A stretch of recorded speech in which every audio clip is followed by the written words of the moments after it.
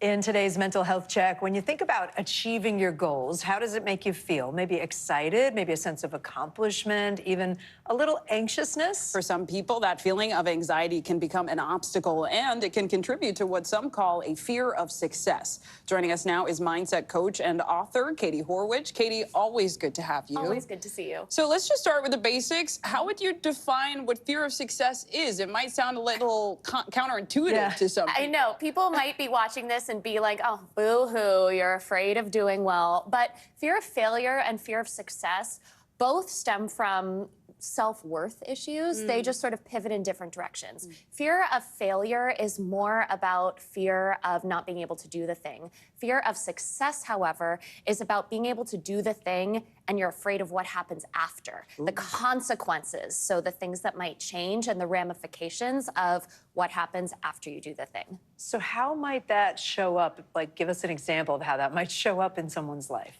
Yeah, so if people, their ears started to perk up, I would ask them to ask themselves, how do you feel about feeling like you are being seen, like you're visible? How do you feel about change? How do you feel about relationships in your life when it comes to success? It can show up in ways that you might not notice, like you're turning down opportunities before you even achieve the thing, or you're avoiding them altogether. You could be downplaying your successes. If you struggle to take a compliment, I would really encourage you to double click into this sort of fear of success thing. That's so good. And when you're describing all that, I'm reminded of self-sabotage, right? Yeah. How does that factor into all of it? And how do we avoid those behaviors that might ultimately be keeping us from our dreams? Yeah, so fear of success can lead to self-sabotage, like I just said, turning things down, downplaying your achievements, even talking yourself out of good things like,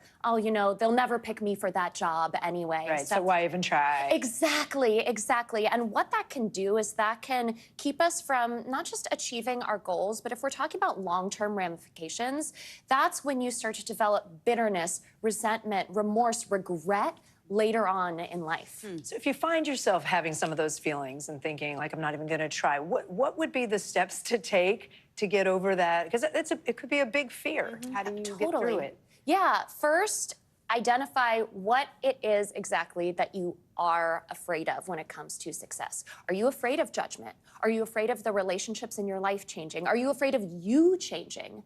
And then I always encourage people, if we're talking about in the moment things, if that what if loop is going, that negative self-talk of, well, what if that happens? I might not be able to do that. Instead of going down that loop, pause it by saying, let's see. You are in control of your life.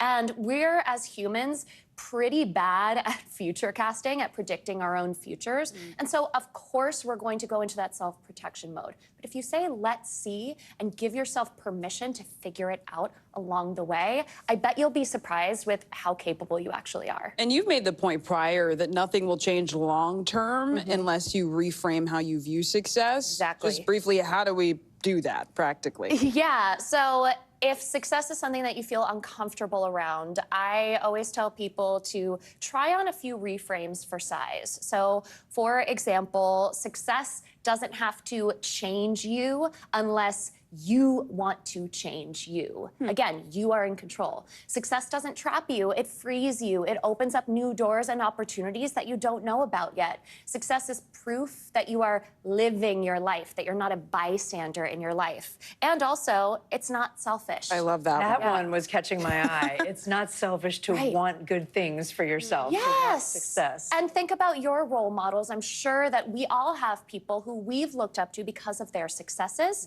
You can be that person for someone else. Katie How amazing. Horwich. Katie Horwich, thank you so much. Yeah, I'm feeling inspired. Thank you. And we got a lot more news ahead. You're watching NBC News Daily. Don't go anywhere.